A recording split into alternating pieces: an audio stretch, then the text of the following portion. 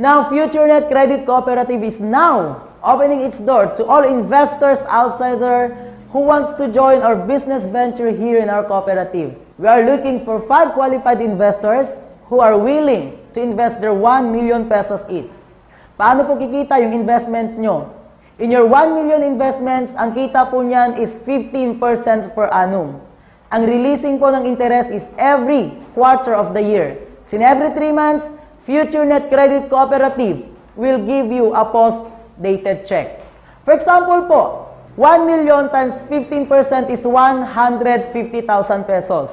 So we need to divide 150,000 in 4 months because we have 4 quarters in a year, or 4 months because we have 12 months in a year. So ang kita mo in every quarter is 37,500 as a part of the interest of your investment. Then aside from 15% po nakita ng ating investments, magkakaroon po tayo ng 3% nakita sa ating product sales. So ang releasing po niyan is every 300,000 worth of sales. So for example, we have 300,000 worth of sales in our cooperative. So that is times 3%, you have 9,000 pesos. Magkakaroon na po kasi tayo ng product sa ating kooperatiba. No time will come, kapag 300,000 po ang sales natin in a month, that only means 12 months times 9,000 pesos, you have 108,000 nakita sa product sales ng ating kooperatiba. Then, for example naman po, nagkaroon tayo ng product sales na 300,000 in a week. So we have 48 weeks in 1 year. So times 9,000, you have 432,000 nakita po sa product sales ng ating kooperatiba. So you have your financial freedom and time will be yours. Na paano naman po kung tayo po ay gustong kumita ng mas malaki?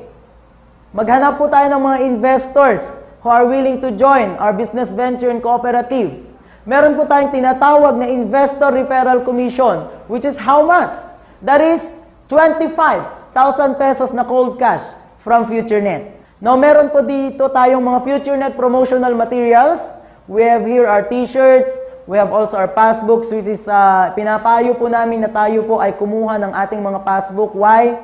Kasi po dito po naka-record yung lahat ng transaction na ginawa po natin sa FutureNet. So that it serves as your solid file na pag-aari po ninyo. Then it is mandatory also na kumuha po tayo ng ating mga ATM. We have here our RCBC and UCPB. Kailangan po natin yan sa pag-encash lahat po ng ating transactions, commissions. And yung loan po natin po pwede na po nating ipasok sa ating ATM para po maging mas madali po yung paraan ng pag-encash natin and then yung paraan ng ating pakikipag-negotiate sa ating FutureNet. You have also here available our clear book. Kung gusto po nating mag-market sa labas, po pwede pa tayong bumili ng mga clear books. We have also our pens and ID laces here in FutureNet.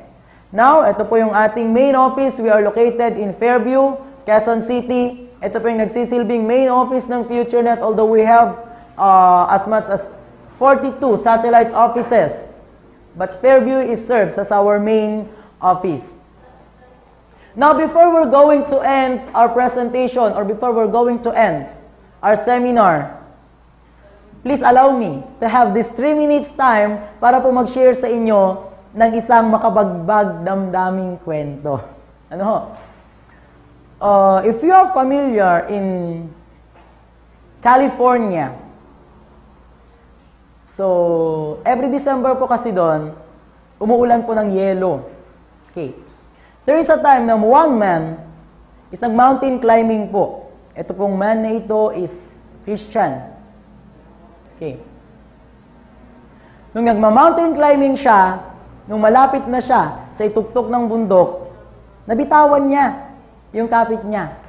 At the same time, nung pagbitaw niya ng kapit niya, of course, nahulog siya, pero ang kagandahan niyan, nakakapit po siya ulit sa tali. Now, ano po ang ginagawa ng isang Kristiyano pag tayo po ay nasa gipit o alanganin na sitwasyon? Guess what?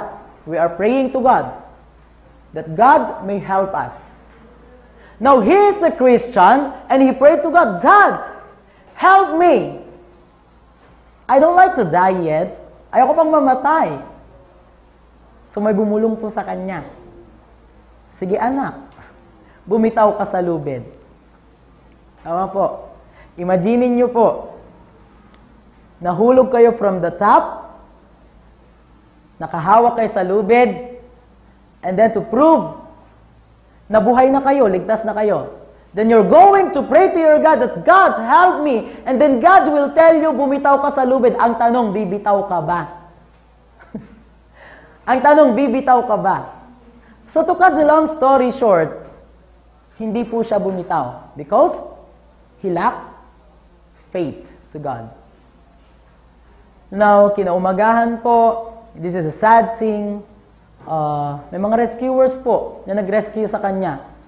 Then, natagpuan po siyang isang malamig na bangkay. The worst thing is that he is only inches away from the land. So, ano pong nangyari? Lahat po tayo humihingi ng tulong sa ating Panginoon. Every time we have crisis in life, we have circumstances in life, tribulations in life, all we have to do is pray to our God. But if God has given us the answer, then you always rejecting or decline the answer of God for you. Parang ganun din po dito sa ating negosyo. God, tulungan mo ako, bigyan mo ako ng magandang oportunidad upang sa ganun maihaahon ko sa hirap yung pamilya ko. Then God will give you future net, but you're going to refuse it. I know. Why? Because we lack of faith and we are doubting. Kapatid, naranasan mo na bang magduda? Okay. Naranasan na nating nagduda, wala namang nangyayari, duda tayo ng duda, duda tayo ng duda. Wala namang nangyayari sa buhay, kapatid, pagdudahan mo yung duda mo. Maybe this is the time for you to change your mind.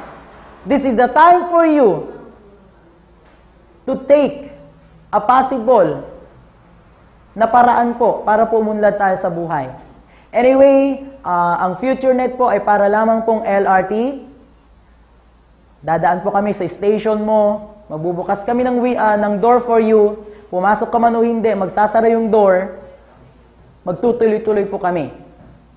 Pero papaano po kung sa pagdaan ulit namin, mga kaibigan mo nasa loob na, mayaman na, maginhawa na sa buhay, ikaw na lang ang hinihintay. What you're going to do now? We must have faith. Tanggalin po natin yung duda sa ating mga isip and grab the opportunity. Because once an opportunity will come, pass you by, i-grab mo na siya. Kasi kung hindi mo siya grinaw, we never know kung kailan siya darating ulit sa buhay mo. Thank you very much and welcome to FutureNet Credit Cooperative.